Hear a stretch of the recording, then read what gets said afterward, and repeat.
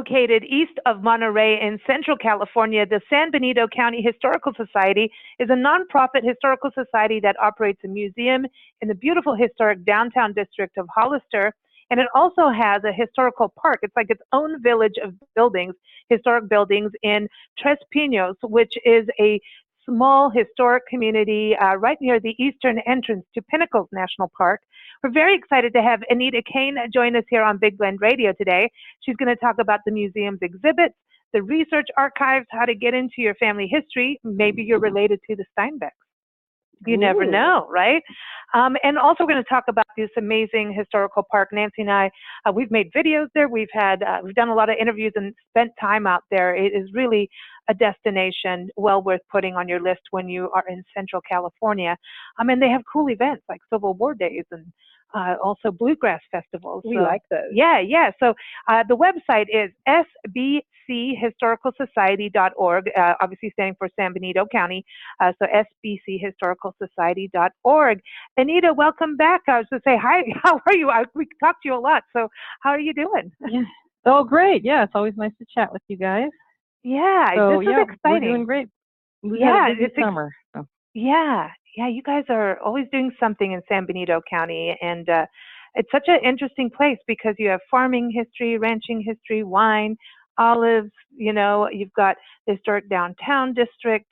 It just really, we always say this, and all the beauty, right? All the nature trails. And Nancy and I always say that this is true, authentic California, Central California. Don't you think? You've got that sense. And the seismic activity, don't forget that. Oh, yeah, that's right. A little bit of geology movement. Geological. Always a little extra excitement. Yeah, you got it. You guys are, you've got those tectonic plates underneath you that are moving and saying, hey, I'm the San Andreas Fault. But everyone, you're pretty safe when you go there. We've been there a few times and enjoyed every second of it. The Historical Society, the first place we went to was the museum. And so it's easy to get to. And it's part of there's like a historical walking tour that you can take when you're in the downtown area. And the buildings are fascinating. But this is in what's the Wapple House, right? Yes, it's the Wapple House. It was built in 1908. George and Gertrude Wapple were prominent citizens. George was a pharmacist, and Gertrude was from a prominent social family in town. And very successful couple, and they built this gorgeous house. They commissioned the architecture firm of Wolf and Mackenzie from San Jose to design the home. And it's got elements of the prairie style architecture. It's a 2-story building with a basement. And it's not a pure prairie, but it's got elements of the prairie style with its low pitched roof and the overhanging eaves that were typical of that. And it has the square porch columns, contrasting horizontal trim. It's got some of the key elements. And then inside the building, it's got just gorgeous wood paneling and casework. It's always fun for visitors to see. That's the first thing they always mention when they walk in. They go, "Oh my gosh, the woodwork is so beautiful." And recently, we've done some updating inside. We've pulled out the 1970 era gold shag carpet, which formerly adorned the living room. And underneath is a beautiful oak inlaid border that goes about 18 inches around the room. And we're in the process of putting carpet in now in that area, the recessed area. So it's going to be beautiful. Yeah. So yeah, it's a really neat building. Very nice, very nice. When we went in there, we were, number one, the building, like, I like the porch. I'd like to be sitting out there in the afternoon. It looks like a wine time porch to me, just saying. But it's really nice. And when you go in, what was surprising, well, number one, having a basement to me, I didn't expect that a building would have a basement in California for some reason. I think that, my mind kept thinking, basements are in the Midwest and back east, but apparently I'm wrong. So there we go. Yeah, a lot of the older homes around here have those. Yeah. Wow, that's so cool. Because of agriculture, I think you put the harvest in the basement. Yeah, it makes a really good place to store wine or root veggies. The same reason they would have had them back east or the Midwest. But yeah, Yeah, it's very cool, literally. So Yeah. yeah. And then now the porches on the Waffle House used to be like what you've mentioned, to sit and enjoy. But over the years they were enclosed, and so now actually the enclosed porches are part of our display area. So wow, they are no longer open air. Yeah. So because when we were in there, was interesting is you have also Native American history in there, because definitely in the territory that you're in, and then also John Steinbeck's family lived there. Mm-hmm. Wow. His grandfather lived just over one street on Monterey Street, right? And he would come over during the summers and stay with them for periods of time. So yeah, he spent some good time here in his youth. Nice. I know. I mean, because so when you're doing family research, if you are possibly a relative to, John Steinbeck, this is the place for you to go. This is the deal. So do you get a lot of people coming in? Because I remember there being a research room, like a library, and I'm seeing these really large old newspapers. yeah, they're like books with newspapers, huge. And I remember photographing some of them, because it was just, I love looking at all the old ads and old notices. And I think you had didn't you have a Benito running through town at one point? We had Tiburcio Vasquez. Yeah, he was. Yeah, a little Benito. Yeah, he was our local Benito. Yeah, cool. So that was our guy. Everybody needs to have a Benito. But you have that research room, so do you get a lot of people coming in researching their history? Because it's done a lot of San Benito County, especially when you look at the ranching and agriculture. Weren't these a lot of families that came across from the Midwest to San Benito? Right, and so the research room will help people, if you know some names to get us started. They will help you. And this is by appointment, of course, because they need to find out what they're looking for. And we have a large archival holding to pull from as we know what we're looking for. So that's why appointments are needed, so that they can look for you and be prepared when you come in, because it takes some endeavor to get these big books down off the shelves and whatnot. It's not an instant thing. So in our holdings, we have such things as tax records, marriage records, obituaries. There are some family histories that are already compiled, but by no means it's complete. So if you just happen to luck out and you've got one of the families that's already had a history compiled, then that you hit the jackpot. We have school yearbooks, phone directories, the newspapers you talked about, business records, photographs, of course, and more. Right. So we're happy to help people look through any of the things that we hold in our archives, and that's for free. There's no charge for that. We just ask that you make an appointment. And anything that you need assistance-wise outside of our holdings, we can assist with that too on an appointment basis. But there'd be a charge with that if we have to go outside of the holdings that we already have. Oh wow! So, yeah. And you're near the county offices too, and don't are go there yeah. for information as well. Yeah. We can send them there and tell them where to look. But yeah. Neat. So and I'll tell you, there is a backlog, because we have more people looking for stuff than we have staff to do it. So it's a definitely popular place. Wow. Right. Wow. It's like a treasure hunt. Yeah, we want to look up more on the Bacon family, because Glenn Burrows from England, he's our family history expert in England, and he takes people on tours from America going to England to go find their ancestry. And he takes them to where their ancestors were, or if they were fighting in World War II. He takes them to the old airfields. It's crazy like how this happens. And we were on a show once, and Jim Ostick, him, he was on. We were talking about the Bacon Ranch at Pinnacles National Park, and Glenn goes, "I'm a Bacon."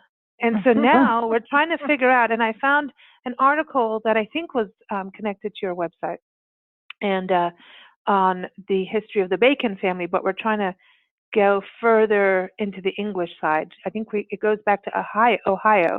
I think they were the first ranchers in San Benito County, but we're trying to find more on the Bacons to see if Glenn is And that comes from a California bacon. Yeah, and that comes from his mother's side. Yeah. That would be so neat, to find out. When you start getting into it, we realize that we're all connected in some way. There's going to be that one thread, and absolutely, yeah. I know a lot of people travel just for family history and to look it up and stand where their family was. So it's wonderful that you have this resource, but like you're saying, you better make an appointment because there's a lot of demand for that.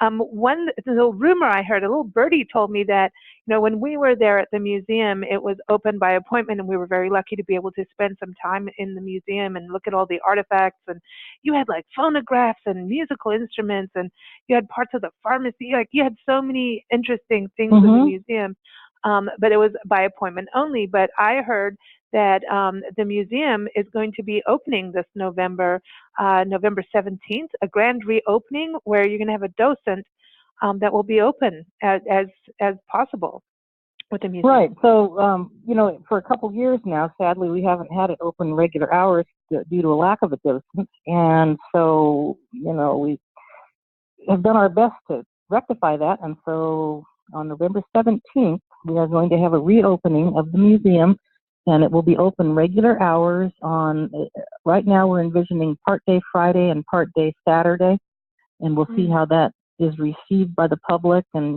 maybe we'll have to adjust it to more hours on Saturday and fewer hours on Friday, but we'll work through that. And basically we will be open regularly for people to come by, and that's been part of the problem is they come by, they see this museum, and it's always got a close sign, so that's just no good. So we are refreshing the displays. Charlene Van Roy, our museum director, has been very busy scurrying around, refreshing displays, building new ones. It's all going to be new and fresh. And some of the displays will feature early occupations in the county, doctors, school teachers, things like that. And of course, the George Wapple Pharmacy is getting freshened up, that display. There's a section for just Native Americans, and we're working with one of the local tribes to improve the museum exhibits there. And it's exciting to start that cooperative effort because we're going to carry that out to the park as well. And so that's exciting. Yeah, the historical park is just a magical place. And I remember one of our travel writers, Linda Kassam, the Food, Wine, Shopping Diva, got to see it before we did. We hadn't got up to San Benito County yet, but she was there like, I would say 2 to 3 weeks before us, and she called in for her radio show to tell us all about San Benito County. And she just said, you have to go to this historical park. And we're like, well, tell us about it. She goes, just wait until you see it. She goes, there's nothing like this. It's like a village, and it's like, here's all the buildings, and here's all like the wagons. She goes, you're going to trip out. And so we got there. We're like, we have to go. We get there, and we took a tour, and then we went back again and done videos. And it is, to me, it's so fascinating you step back in time in these old buildings to remember what it was like to not have an outhouse, to a peddler's wagon, but connecting back to the pharmaceutical side of Mr. Wapple, I remember when we first went there, you just acquired this, I think you had next to the old jail, this collection. Of course, we always go to the jail first, right? Pay our respect before we get put in there. Yeah. But this was so neat because you had this whole new exhibit, or I don't think it was open yet for the public, with all these medicine bottles. And I think those are really trippy to look at, what we used to take as medicine. We just opened the visitor center there last year. That was my baby to work on. And oh, wow. So yeah, it's got all the pharmaceuticals, which we've removed the ones that are scary. there was all manner of things out there, and so that's been tidied up, and so it's we envisioned that it being like what you'd walk into in the general store. You'd come in to collect your mail, and maybe in later years make a phone call on the switchboard, and we have. The cowboy area, we have books, we have odds and ends inventions. So, some old washing machines, and I can't tell you all the secrets of what some of the things are, but there's some very unusual machinery items in there. I remember that. And so we are looking for a docent for that as well, and I think we have a candidate that just stepped up this week. So I think that's going to be staffed as well on Saturdays. And until that person gets in place, the guys next door at the other new exhibit there is the Model Railroad Association is redoing the old Ferrando house there, and they're in the process of setting up their train exhibit, which is going to be really neat when they're done. But right now they're open, and they'll be happy to take you through on a tour and let you see how they build the scenery and whatnot. And they're actually running the trains. It's just the scenery is not complete yet, but it is fun to see the making of the exhibit. So they will actually bring folks over and show them the visitor center in our absence. So yeah, it's a happening place. It's really, if you haven't been there for a little while, you need to come out. Back. Yeah, you've got the Willow Creek School, the schoolhouse. You've got the dance hall, and I like the dance. We like the cottage bar, of course. Yes, if you like that. Of course, jail, that's everyone's favorite. Yeah, we had a good time in there. But I remember the railroad was at the very beginning. The last time we were there, that I think it was just at the very beginning of that exhibit coming in. And really, what's also neat, I think, for people are, the old farm equipment. It's just fascinating to look at and think about how things have changed from then to now. It's changed so much. That's kind of at the far north end of our area is the open bays where we have the old farm equipment. And so you can walk through there, and there's interpretive signage there. And then you come into the main part of the park, which is, it kind of starts off with the big Ferrando barn, which we just last week had a barn sale. We brought that back after many years of absence. Wow. That was a crafts fair and, antique vendors and whatnot. And then we had our first barn sale for a long time. Very well received. And we're looking at doing it again in the spring, and it's probably going to become a quarterly event. And that's going to be one of our major fundraisers going forward. So that was a lot of fun. Got a lot of folks, a lot of traffic out there. It was fun. Cool. I was going to say, this is another place for people to go and look family history-wise. You never know. If one of your ancestors were in the schoolhouse, you never know. Or maybe in the jail. You never know. I know where I'd be looking. I know. But this is also in such a beautiful setting. It is actually within a county park. I mean, people can go have a picnic. There's a fee to enter the park. And can't people camp there or something as well? No, not at this time. There's no camping. Although, looking down the road, planning wise, that's something that we would love to see, because this area certainly needs additional campgrounds to help the folks that are going out to the pinnacles and getting turned away because they're so busy. So we're still in growing pains with them and trying to figure out how to make it a really good experience for everybody. So we are a really good way station if you're on your way to the pinnacles and you need to cool your jets for a little while, because they do get busy, especially and in the there's summer. only limited parking there. Yeah, so they're trying to address their parking issues, and in the meantime, if we get people looking for something to do, we try to show them a good time at our little park.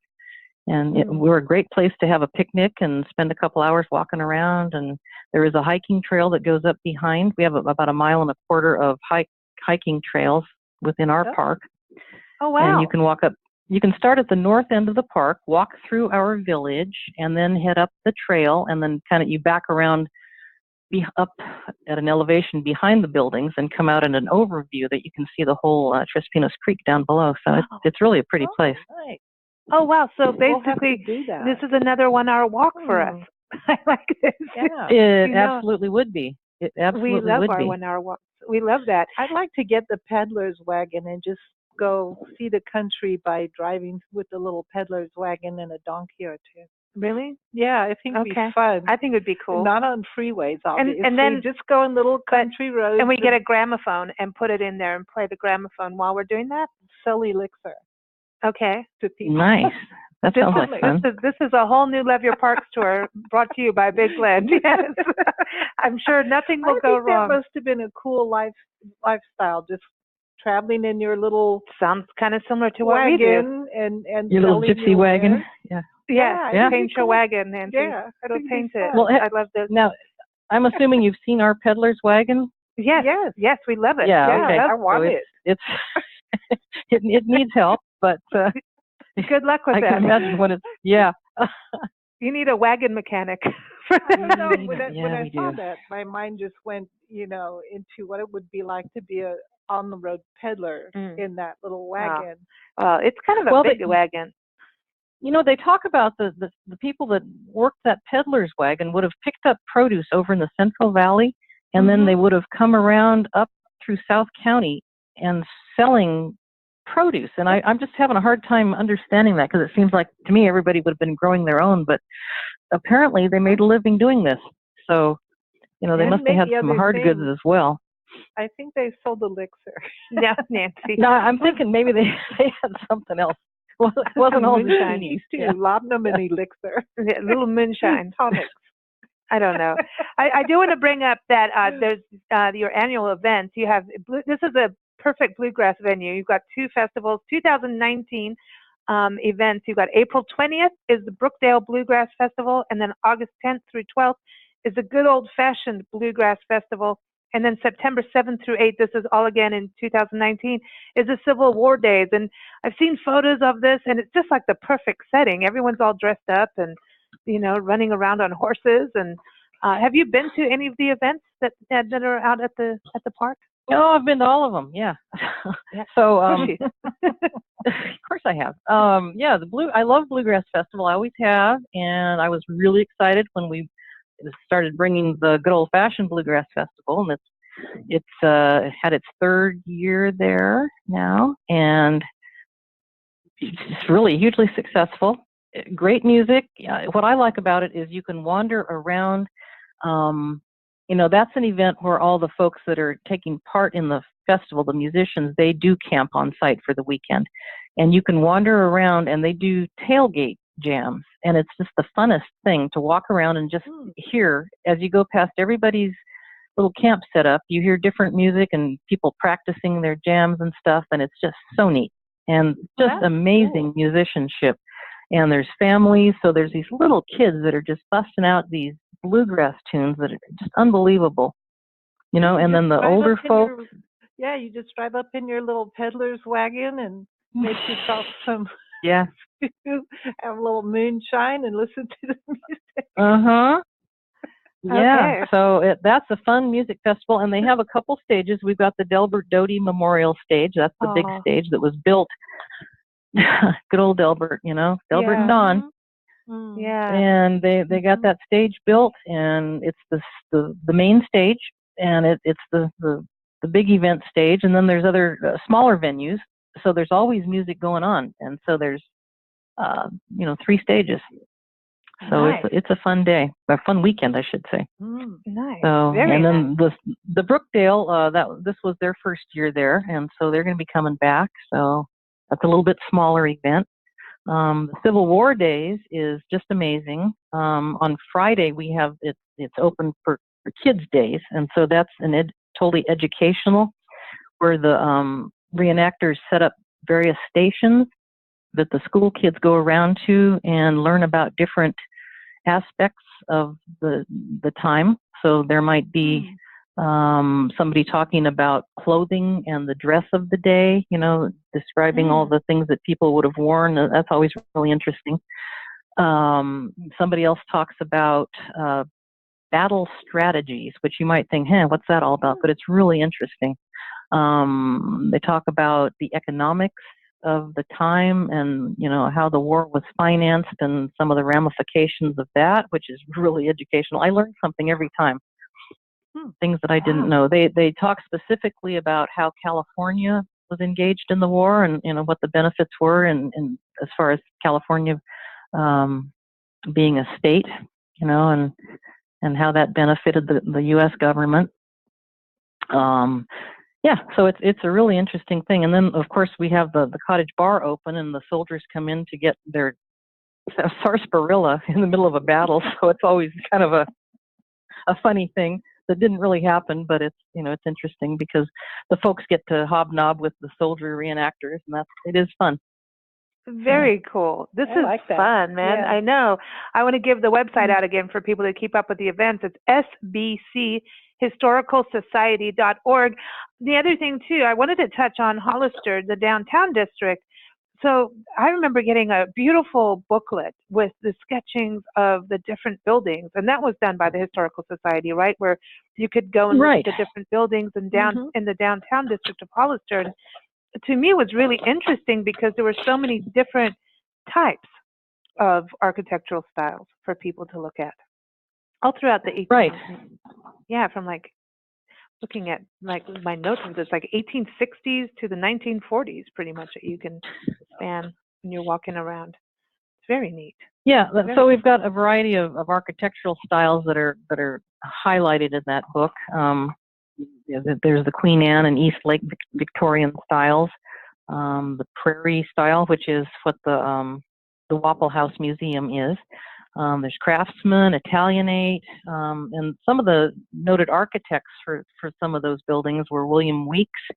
He did the old Hazel Hawkins Hospital, and Wolfe and Mackenzie did the museum as well as a number of other homes in town. And then Wolfe partnered up with a fellow named Higgins and did some other homes as well.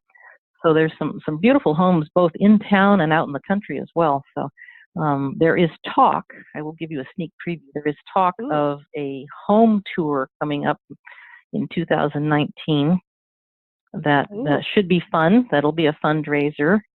Might be combined with wine tasting. I don't know. I'm just saying. Might be fun. I like ladies. Should like we let you know the dates?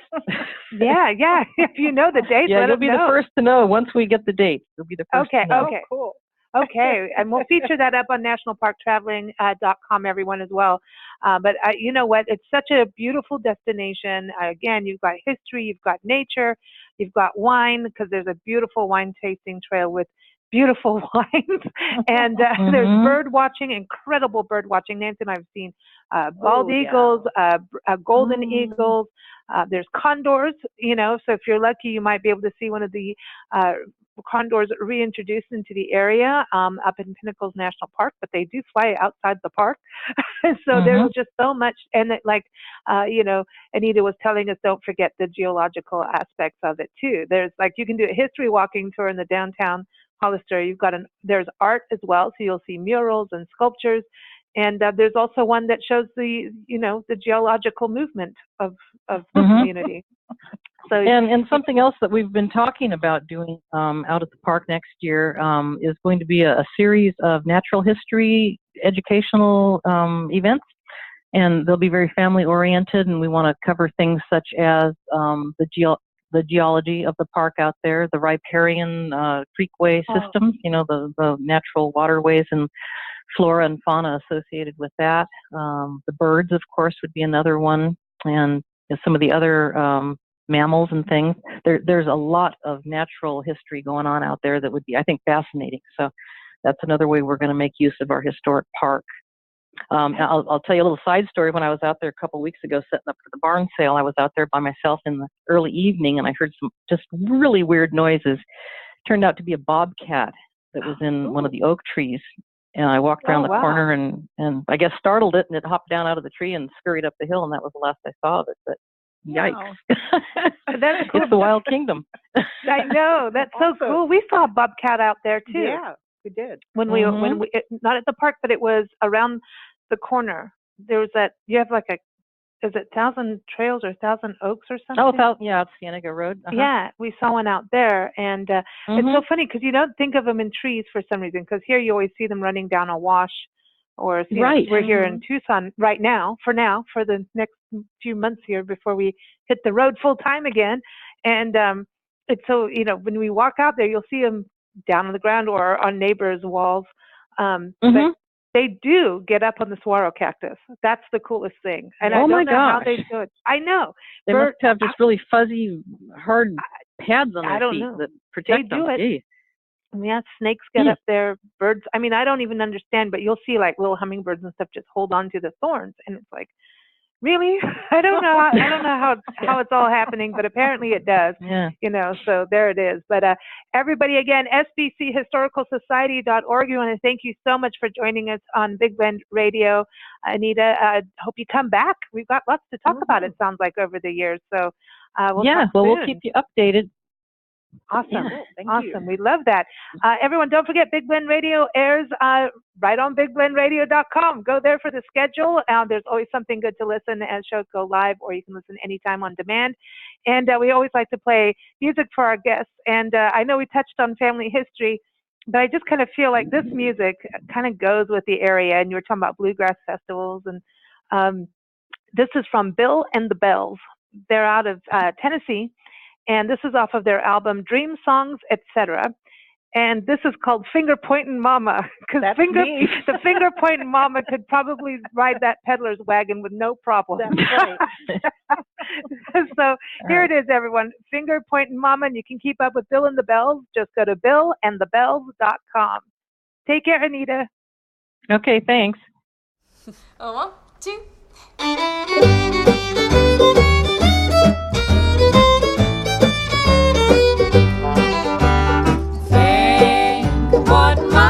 Mama, don't you point that thing at me. Finger pointing mama, telling me get a job. I've been working all day. She's home sleeping like a log. You mixed up, you messed up. Gonna cut you down to size. Finger pointing mama, how come you don't act your way? Instead of staying out all night drinking, ain't been home in 3 days. You mixed up, you messed up. Finger pointing mama, that's all. Finger pointing mama, mama, don't you point that thing at me. I ain't pointing my finger at nobody. The heck you aren't. I just want a man that treats me right. A man with a decent job that can afford to buy me all the things that I deserve. A man with a high moral compass, unlike yourself. Well, mama, every time you point that finger at me, there's 3 pointing right back at you. Yeah, finger pointing mama, always trying to start a riot. She's screaming and hollering and telling me to be quiet. I ain't said a word to you, mama, gonna cut you down the side. Finger pointing mama, you keep a pointing that thing at me. I'm about to lose my cool, I lay you 6 feet deep. You mixed up, you messed up. Finger pointing mama, that's all. Finger pointing mama, mama, don't you point that thing at me. Yeah, you keep on pointing them fingers, you'll be swimming in the deep blue sea. Gonna pack me a grip, gonna take a long, long trip.